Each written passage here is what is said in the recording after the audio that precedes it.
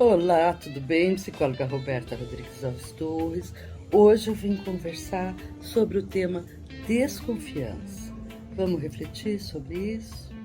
É um fenômeno bastante complexo, né, que pode, de alguma forma, estar interferindo nos nossos relacionamentos pessoais, interpessoais, mais íntimos, enfim, é uma sensação que a pessoa sente, né, de, vamos dizer, a princípio, de estar sempre cismada com a outra pessoa, estar sempre ressabiada, estar sempre atenta, estar sempre olhando um pouco, né, descrente das pessoas, das relações. É um sentimento como a raiva, né, e outras emoções e sentimentos que, como nós somos seres humanos, fazem parte, nós vamos nos deparar.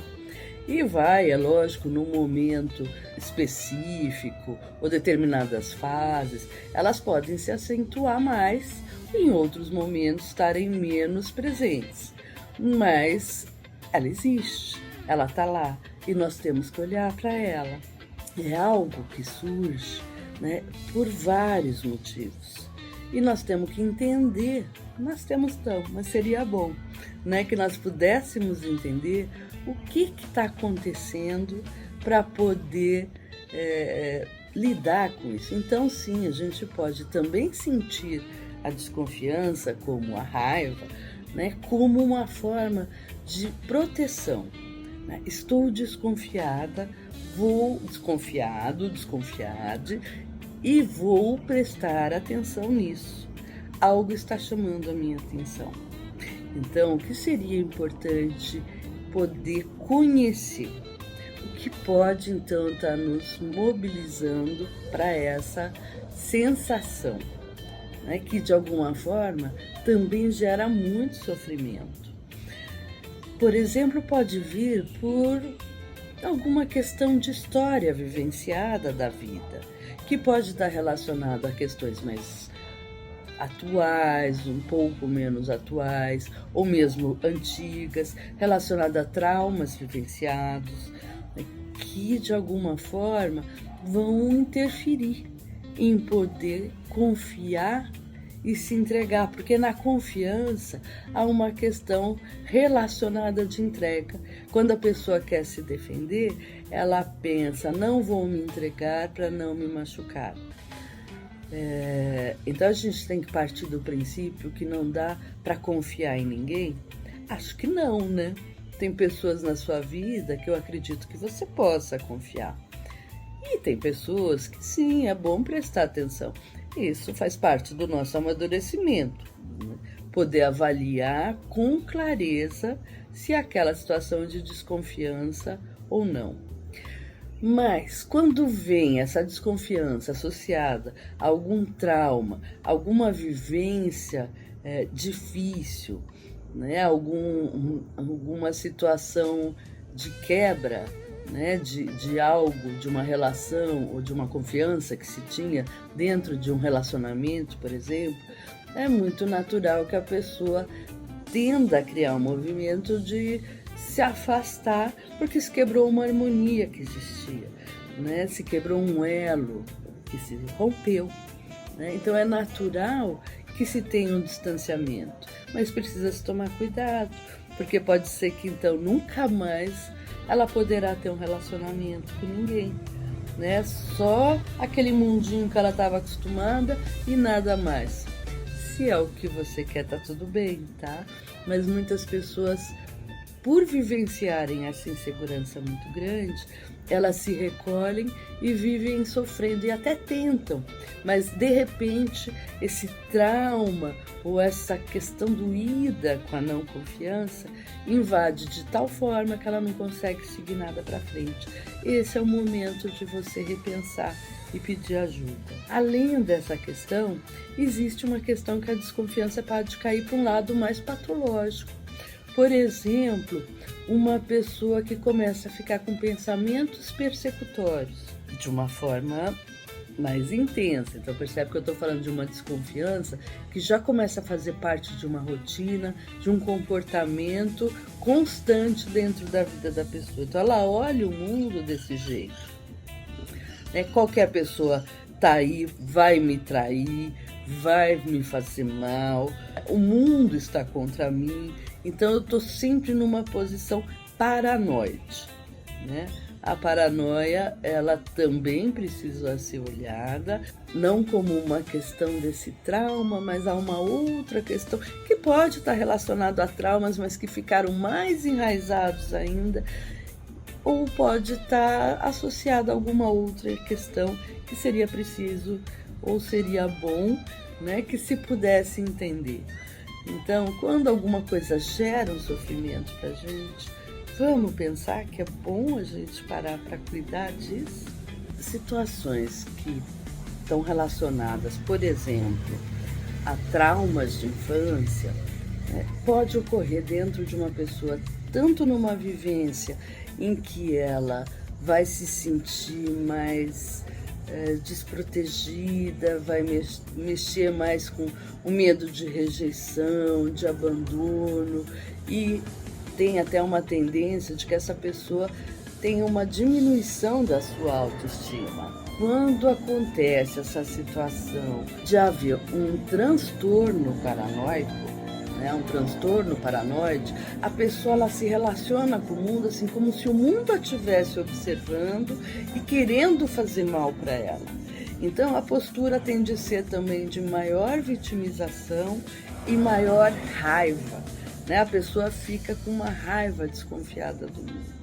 Então veja que nenhuma situação de uma forma nem da outra, são situações que deixam a pessoa confortável na vida.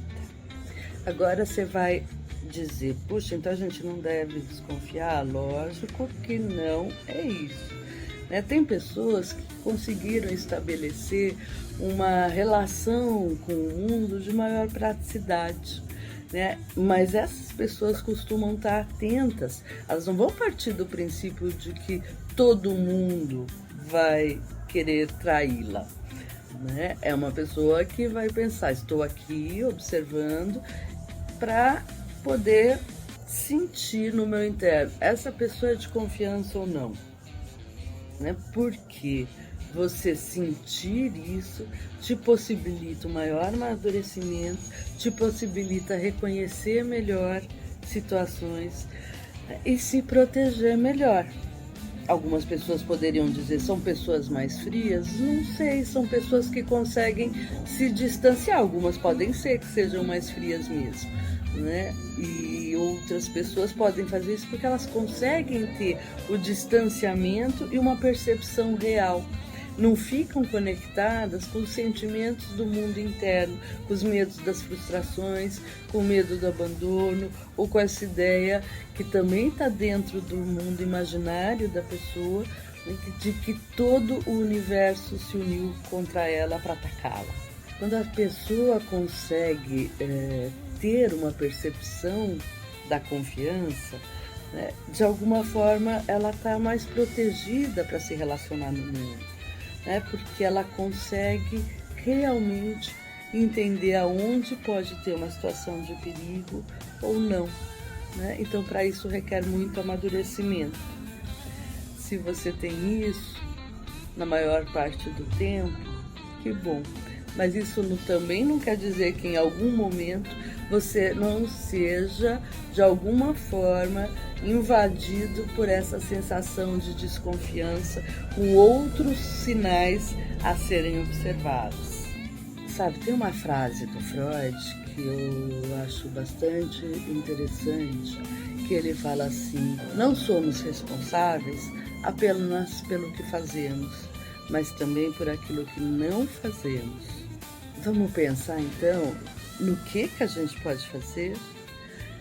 Uma das coisas importantes que podem ajudar é um processo psicoterapêutico, onde você vai poder então conhecer suas raivas, seus medos, seus sentimentos, para poder ver se tem alguma coisa relacionada a isso que está aumentando essa sua desconfiança para poder se colocar no mundo. Outra coisa que é importante, procura confiar mais em si mesmo, si mesma, si mesmo, né? Porque autoestima é uma coisa importante. E quando a gente está com ela muito baixa, né, a nossa possibilidade de confiar diminui.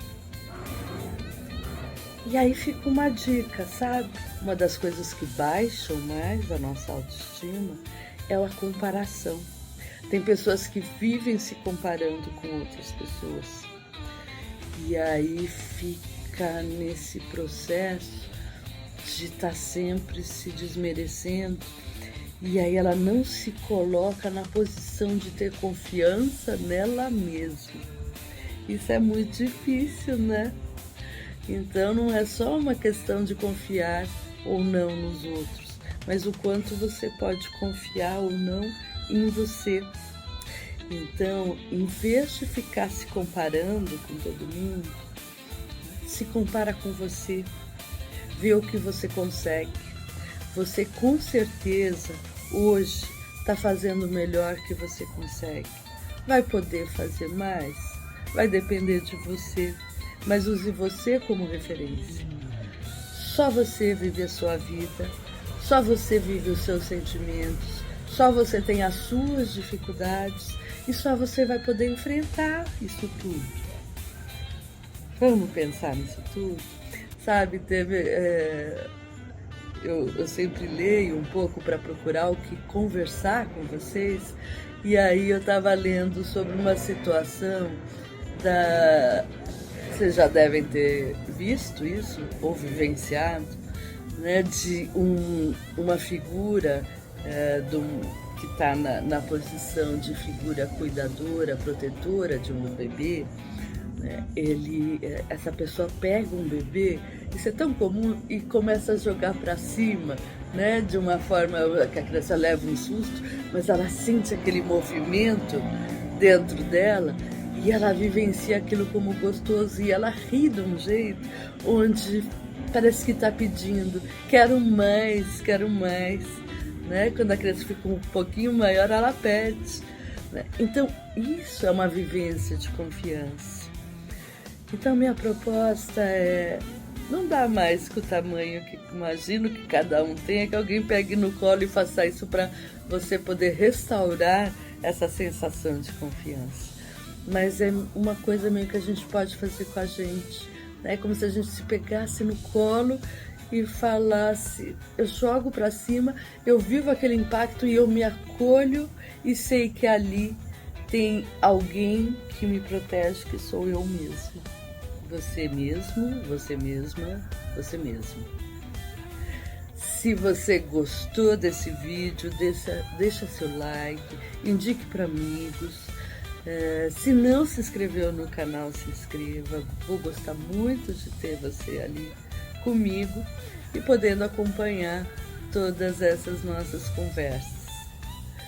Beijo grande, se cuida, se cuida. Boa semana.